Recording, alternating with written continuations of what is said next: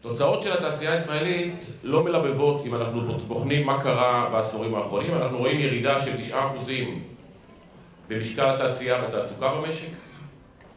ירדנו מ-21% בתעסוקה ל-12%.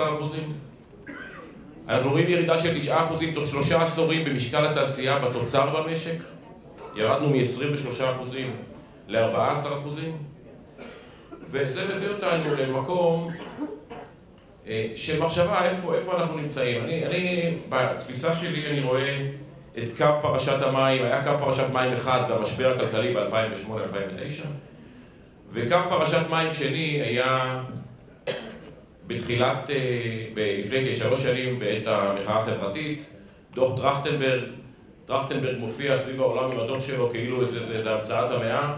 שום דבר בדוח הזה לא יכול להיות מקוים. הדוח הזה הוא לא ריאלי, הוא לא רציונלי, ומכיוון שכך הוא גם לא יקוים. אנחנו במצב יותר טוב ממדינות כמו יוון, איסלנד, ספרד ולוקסמבורג, אבל אנחנו במקום הרבה פחות טוב מגרמניה, דרום קוריאה, שוויץ וממוצע ה-OECD. וזה אומר שאנחנו במקום יותר טוב ממדינות במשבר, מדינות שהכלכלה שלהן על סף קריסה, או מדינות שקרסו, ואנחנו במקום פחות טוב ממדינות שהתעשייה שלהן למעשה מחזיקה את הכלכלות שלהן. אם חפצי חיים אנחנו צריכים תעשייה. אם חפצי חיים אנחנו צריכים להביא את התעשייה שלנו ל-20% מהתל"ג. יש לנו ילדים קטנים במדינה הזו. אני לא רוצה לעזוב את המדינה הזו, אני אחיה פה כל חיי, ואני מקווה שגם ילדיי. הם לא יוכלו לחיות במדינה בלי תעשייה. הם לא יוכלו לחיות במדינה שהתעשייה שלה מתכווצת. הם לא יוכלו לחיות במדינה של יבואנים. הם לא יוכלו לחיות במדינה שבה אנשים יכולים לשבת בבתי קפה עם סמארטפון, להזמין הזמנות ולהציף את המדינה ביבוא. הם לא יוכלו לשבת במדינה כזאת.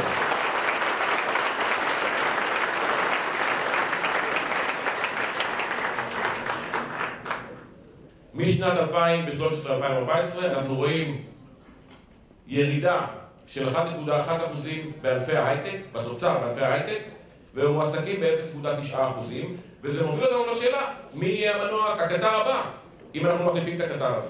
ואנחנו לא מחליפים את הקטר הזה. אסור לנו להרשות שיבצעו ניסויים בתעשייה שלנו. יש לנו דבר יקר מאוד, אסור להרשות שיהפכו אותו לשפע ניסויים. אדוני השר, למרות כל מה שמנסים להדביק לנו, אנחנו לא הבעיה, אנחנו הפתרון. אנחנו הפתרון ליוקר המחיה. יושבים פה תעשיינים שמעלים להם את מחירי המים והארנונה והחשמל והעבודה וכל מה שאתם רוצים, מסבסדים דרכם חקלאים, תסלחו לי ידידיי, ואז אומרים להם, אתם לא יכולים לרוץ אחרי ששם הולכים את הרגליים ואת הידיים, ואתם יקרים. יוקר מחיה, אני לא ראיתי עוד אף אחד מגיע לפייסבוק, מעלה פוסט על מחיר מטר לארנונה וכל המדינה סוערת. מזה צריכים לדאוג. אם הבדיחה הזו לא הייתה עלינו, היא הייתה מאוד מצחיקה. אם היינו שומעים על מדינה כלשהי בעולם שיש לה מאגרי גז, וכל מה שהיא עושה זה לתקוע את העניין ולהשאיר את הגז בתוך האדמה, היינו אומרים, סלחו לי, אלה חבורת אהבלים. אז אדוני השר, סלחו לי, אנחנו חבורת אהבלים. אנחנו חבורת אנשים לא אחראים. אנחנו לא מורידים את העלויות של התעשייה שלנו. אנחנו יושבת פה, איפה? עופרה פה? הנה עופרה שם, נרים את הנייד שלה. עופרה מחטטת רגליים, הברכיים שלה כבר פצועות, המרפקים שלה פצועים מלזחול כדי להשיג גז. תשאל את אלי אברמוב כמה תסלחו לי קש הוא אכל עד שהם קיבלו אישור הגזה באדמה. והוא תעשיין גדול. הקטנים והבינוניים פוחדים פחד מוות. אדוני השר, יבוא מהשטחים, יש פה, דיברנו על מזרונים, מייבאים מזרונים מרמאללה, משכם, כתוב עליהם Made in Israel. אדוני השר, למה לא לכתוב על זה Made in Palestinian Authority, או Made in רמאללה, או Made in שכם? למה אתם לא מנחים את הפקחים? אתם כל כך אחראים על נושא הגנת הצרכן, תגנו עליו, תספרו לו את האמת איפה זה מיוצר, את איפה מיוצרים הרהיטים שהוא קונה. למה אתם לא מספרים לו את האמת? אבל מה זה משנה? יושבים פה חבורה, שתאמין לי, הם רואים קטר דוהר לקראתם, הם חושבים שזה אור השמש. אבלים.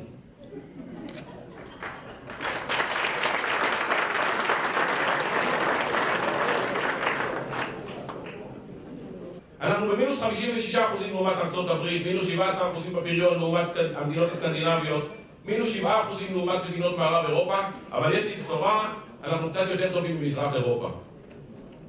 גם כבשורה. אנחנו מתבשרים שאתם מקימים ועדה לקידום היבוא, וזה נורא נחמד, אבל בשפה שלנו, איך אומרים? dislike. זה יפה לרצות להיות פתוחים, ויפה לרצות לפתוח את עצמנו לעולם, זה נורא נחמד, אבל זה בסופו של דבר לא מביא אותנו למקום שבו אנחנו יודעים וצריכים להגן על התעשייה שלנו. כששער הדולר עולה ל-3.8 הוא עולה, מחיר הרכב עולה, כי עלה להם השער. כך בטלוויזיות, במכשירים לבנים, בכל דבר. איפה אתם? למה אתם לא שואלים את עצמכם מה קורה למחירי היבוא כששער הדולר יורד? למה הם לא מורידים מחירים? למה אף אחד לא קם ושואל שאלה כזאת היבואנים? זה לא נעים היום, נכון? זה יפגע להם ביבוא דרך האייפון, בבית קפה. אם הממשלה רוצה לדעת מי אחראי ליוקר המחיה, תתקבל הממשלה ותעמוד מול המראה. היא תראה שם את מי שאחראי ליוקר המחיה. ואז אומרים בואו נהיה לארץ. אז בואו נספר לכם, אתן לכם קצת סיפורים על מה מחודש ינואר השנה עד אוקטובר הושמדו 24.6 מיליון פריטים שהגיעו לישראל. מוצצים, הושמדו 30,000 מוצצים כי הם נמצאו מסרטנים, אדוני השר. אני לא רוצה שהילד שלי יסתובב עם מוצץ מסרטן ולסמוך על הפקחים של המשרד שלך שיחפשו אותו בשווקים. הם לא ימצאו אותו. כי אחרי שקניתי אותו, מה, הם הגיעו לבתים גם? בקבוקים לתינוקות, 30,000 בקבוקים הושמדו כי נמצאו מסרטנים. נורות, 80,000 נורות הושמדו כי יש הצמדות התבריג המתכתי לנורה ויש סכנת חשמלות. איך תמצאו אותם? שנה שעברה סיפרתם שאתם הולכים להביא 30 פקחים כדי לפקח על מה קורה בשווקים. אדוני השר, גייסתם 3 פקחים במשך שנה. בקצב הזה בעוד 10 שנים יהיו לכם 30, ואז תחפשו את הנורה שקניתי לפני 10 שנים. איך?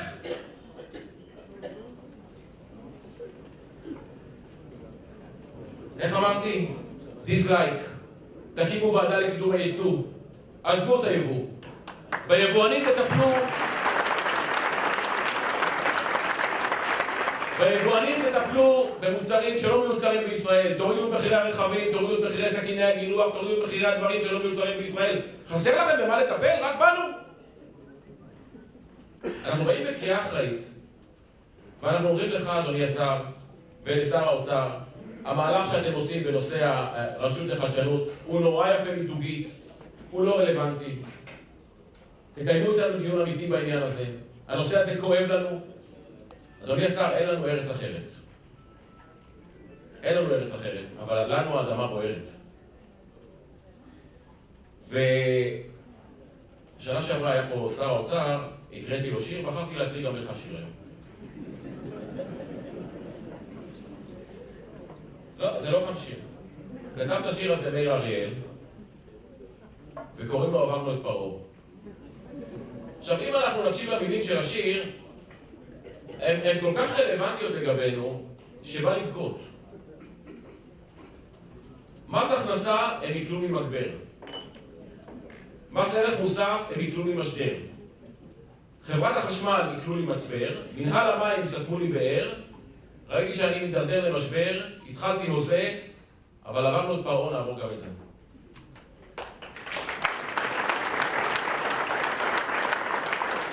יש מילים בשיר שהוא כתב, הוא לא שר אותם, אבל זה בית אמיתי, אותנטי.